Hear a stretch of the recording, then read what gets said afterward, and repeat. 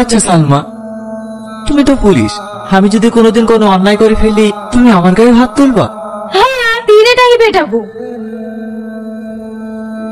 কি হলো, দাঁড়িয়ে গেলে যে? বাড়ি যাবে না? যাচ্ছি। আমার বিশ্বাস আমার টনি কোনো অন্যায় কাজ করতেই পারে না। ম্যাডাম চলেন। কি ব্যাপার ম্যাডাম, আপনি কান্না করছেন? কই না তো, বল। ডিউটিতে যাবেন না? হ্যাঁ, তুই চল, আমি আসছি। আপনি এখনো খাবার খাননি?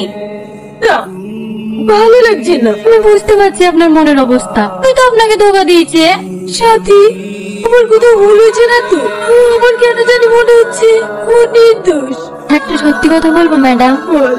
আপনি আপনার ভালোবাসার চোখ দিয়ে দেখছেন তো, তাই এরকম মনে হচ্ছে। আমার তোকে প্রথম থেকেই সন্দেহ হয়েছিল। আপনি একবার ভেবে দেখুন তো, আপনার সাথে যেদিন ওর প্রথম দেখা হয়, তবে কি কোনো ছেলে প্রপোজ করে? আর আপনি হলেন এই এলাকার ওসি, আপনাকে চিনবে না।